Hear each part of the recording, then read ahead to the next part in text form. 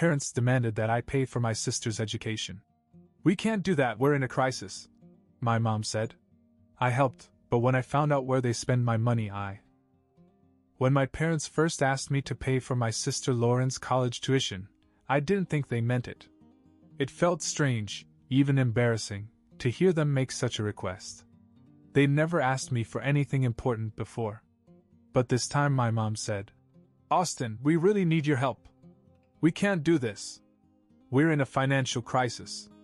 I pressed her about what kind of crisis, but I got vague answers, something about bills piling up and unexpected repairs. I had doubts from the beginning. My parents had always been comfortable, not exactly rolling in money, but stable enough. So why this sudden struggle? Still, they didn't let up. They began to frame it as something noble, as if it was my duty as the older sibling to step up. They reminded me how Lauren wanted to be a lawyer, how she'd always been the academic star of the family. This could change her life, my mother said. At first I was hesitant. I didn't feel I could take on that kind of responsibility. Emily, my wife, and I had just bought a condo. We weren't drowning in debt, but we were saving for the future kids, a house, all that. I told my parents I wasn't sure I could help. But they kept at it, slowly breaking me down over a series of phone calls. They began to guilt me. "We sacrificed a lot for you growing up," my father said. My mother added, "You were able to go to college. Why shouldn't your sister have the same opportunity?" Eventually, I gave in. I told myself they had a point. Maybe I was being selfish. Lauren had always been the driven one, the golden child with big dreams. If anyone in the family had the potential to become someone important, it was her. I agreed to pay the first year's tuition. $43,000. I wired the money and told myself it was the right thing to do. What's 1 year of sacrifice compared to giving Lauren the opportunity to do something great? I didn't micromanage any of it. My parents promised to make the payments and make sure everything was on track. I was working full-time and living 400 miles away, so it wasn't like I could check on things regularly. I'd drive back for a weekend every few months, and whenever I asked how Lauren was doing, they'd tell me she was thriving. Supposedly she was getting good grades, meeting professors, and getting involved in law internships. My parents sounded proud every time they talked about her progress. Even Lauren would occasionally chime in with stories about her classes and mock trials. I was proud of her, too. I felt like I was contributing to something bigger, helping someone I cared about achieve her dreams. But about 6 months ago, things changed. Emily and I had started having more serious conversations about our future. She sat me down one night and said, "Austin, I think it's time to put us first. You've already done so much for your family. We need to focus on building our lives." She was right. We weren't broke, but I couldn't keep bleeding money like this forever. It was time to set some limits. So I decided I'd bring it up on my next visit. I would let my parents know that I couldn't keep paying as much as I had been. I figured they'd understand. After all, Lauren was well into her sophomore year. Maybe they'd even have some good news scholarships or part-time jobs she'd gotten to help out. But when I finally made the trip back, what I found was unexpected. Her house looked completely different. There was a new car in the driveway, Lauren's car. Inside, the living room had been completely redecorated with expensive-looking furniture and electronics.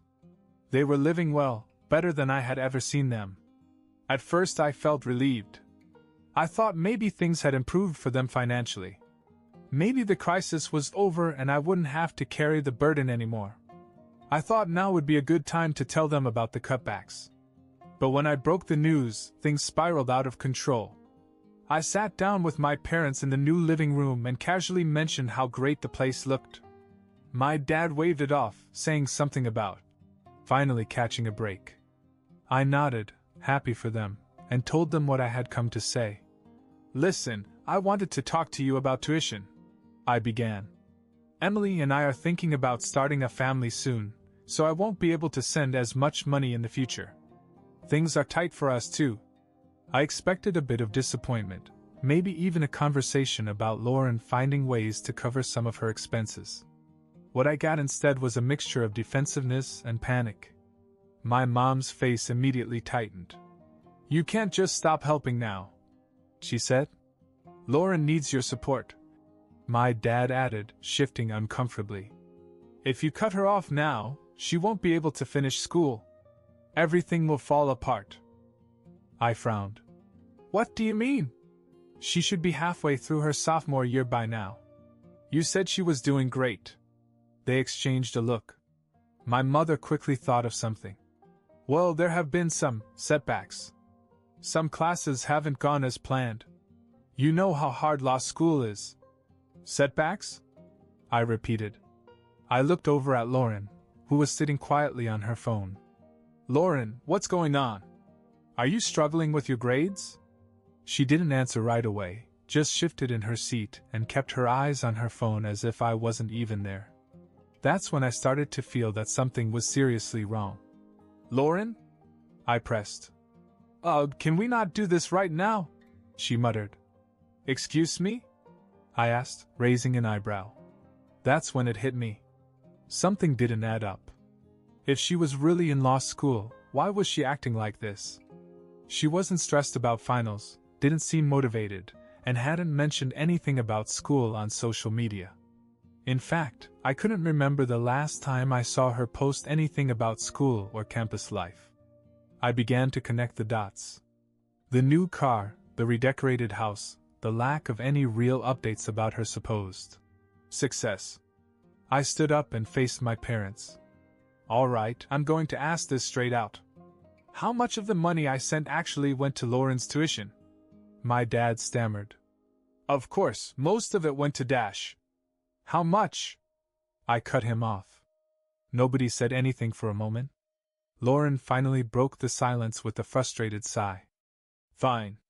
I almost got kicked out at the beginning, okay?" My jaw dropped. "What?" "I didn't even show up for the first semester," she continued. "I failed some classes. They pulled my financial aid and I just didn't go back." I couldn't believe what I was hearing. "You've been out of school all this time?" "Yeah," she admitted, crossing her arms. "Mom and Dad told me to keep quiet about it. They didn't want you to stop sending money." Everything in my head went blank for a second. I had worked my ass off for 2 years, thinking I was funding my sister's education, only to find out they'd lied to me. I turned to my parents, my voice rising. "You lied to me. All of you. You spent my money on, what, new furniture? A car?" My father tried to defend himself. "We needed help, Austin. You don't understand the pressure we're under. Everyone's struggling right now, and other families dash. Don't even start." I snapped. "You told me you were in crisis. You guilted me into paying for something that didn't even happen." The argument exploded from there. My mom started making excuses about how they deserve to enjoy life a little, that other parents get help from their kids all the time. My dad doubled down, claiming that I had an obligation to help them because I was the one who was better off. Lauren remained silent, looking like she wanted to be anywhere but here. I couldn't take it anymore. I grabbed my keys and left the house and went straight to a hotel. I didn't want to stay under the same roof as her. The betrayal hit me harder than I thought. It wasn't just about money. It was about trust, family. I had been manipulated, used. I called Emily that night and told her what had happened. She was furious with me and told me to get a lawyer. At first I wasn't sure I wanted to escalate things like that, but the more I thought about it, the more I realized they needed to be held accountable. The next morning I went back to confront them again. This time, I didn't leave without answers or a plan to get my money back. The next morning I showed up at their house unannounced. My parents were surprised to see me again so soon. They probably thought I had cooled off overnight. They were wrong. "We need to talk," I said as I walked in. I didn't bother to sit down. "I want a full accounting of every dollar I sent you." "Austin, come on," my dad started. "Do we really have to do this?" "Yes," I said firmly. "Unless you want to deal with my lawyer." That shut him up. My mom crossed her arms and looked offended. A lawyer? Over your own family? You're being ridiculous. Ridiculous is stealing from me. I shot back. Now either you tell me where the money went, or I'll have someone else find out. There was a tense silence before Lauren finally spoke. They used a lot of it to pay off the mortgage, she said, her voice low. And the rest? Well, they bought my car. And some other stuff. Some other stuff? I repeated. Vacations, she added hesitantly. They went to Hawaii last summer. Didn't they tell you? I blinked in disbelief. Hawaii? You were supposed to be broke. You told me you were having a crisis. It wasn't like that, my mom said, trying to spin it. We needed a break. Things have been so stressful for all of us. We thought it was only fair to enjoy life a little after everything we've been through. I stared at her, stunned. You thought it was fair to take a vacation on my dime? When I've been working overtime, missing out on things with Emily, sacrificing for Lauren's education, which hasn't even happened, by the way. She had the nerve to look outraged. You make good money, Austin. You don't understand what it's like for us. All our friends dash. I cut her off. All your friends? Is that what this is about? Keeping up with your neighbors? It's not just about that. My dad chimed in. Families help each other. It's always been that way. You're in a better position than we are, and dash. Stop, I said. Just stop. You manipulated me. You lied to me. And you used the money to live it up. Do you even hear yourselves? Before they could answer, my phone buzzed. It was a text message from Emily. It read, You won't believe this, check your email. I sent you something you need to see right away. I opened my email as they stood there watching me with nervous energy. Attached to Emily's message was a link to a public record of property deed. I clicked on it and froze. Why is there a lake house in your name? I asked my parents, glaring at them. Their faces went pale. How did you know about it? My dad stammered. Emily found it. You bought a damn lake house? When? My mom started to speak, but stopped herself. My dad looked cornered. It was an investment, he mumbled. We were going to tell you when things stabilized. Stabilized? Are you kidding me? You bought a lake house with the money I sent you for Lauren's education. It's not like that, my mother cried. We thought the value would go up, and then we could sell it and give some of the money back to you. It's a smart financial move. I laughed bitterly. Oh, so now you're investment experts? That's why you're drowning in debt, right? I was done. Completely done. Here's what's going to happen, I said, my voice icy cold. You're going to sell the house. You're going to pay me back every cent you owe me. And if you even try to fight me on this, I will take you to court. Court? My mother repeated in shock. Austin, you don't mean that. You can't sue your own family. Watch me. I turned on my heel and walked out. I didn't want to hear another word from them. I wasn't going to play their game anymore. Later that afternoon, I contacted an attorney. He told me that I had a solid case. Fraud is fraud, even when it's family. We drafted a demand letter giving them a timeline to sell the lake house and pay me back. In the days that followed, my parents tried every trick in the book. First, they begged. Then they tried to make me feel guilty. Finally, they got angry and accused me of cheating on them. I didn't care. I wasn't going to back down this time. Lauren, surprisingly, reached out separately. Look, she said, I'm sorry about all this. You dragged me into it. I should have told you sooner, but I didn't know how. I don't blame you, I told her. But you have to take control of your life. You're not a kid anymore. Don't let them hold you back. I won't, she promised. I'm done with their games, too. I wasn't sure I believed her, but I appreciated the gesture. One thing was clear, I would never be manipulated like that again. I decided to stay in town until everything was sorted out. I wasn't going to let my parents drag this out for months. I found a hotel nearby and stayed in constant contact with my lawyer. He kept the pressure on them with legal paperwork and deadlines. At first my parents resisted, but once they realized how serious I was, they began to give in. The lake house was the first to go. They put it on the market and found a buyer surprisingly quickly, probably because they were desperate. The sale didn't cover everything they owed me, but it was enough to make a significant dent. I made sure that every penny I could recover was accounted for. Over the next few weeks, I met with my parents and their financial advisor several times to go over their debts, expenses, and remaining assets. They hated every second of it, but I didn't care. I wasn't going to be strung along by more lies. During one of these meetings, Lauren's car came up. It was worth about $3,000. I thought about demanding that they sell it too, but then I looked at Lauren and remembered the conversation we had. She was already planning to move out to get away from them. I decided to let her keep it. "Keep the car," I told her. "Think of it as the last thing I'm giving you. But after that, you're on your own. No more handouts." She looked surprised, but nodded. "Thank you. I appreciate it, really." The final numbers came in a few days later. I didn't get all my money back, but I got most of it. Enough to make a difference in Emily's and my future plans. I was satisfied with that. When the business was settled, I went to see my parents one last time. Standing in the same living room where this mess had started, I told them the truth they needed to hear. "I'm done," I said. "You're going to have to figure things out for yourself from now on. I'm not your bank.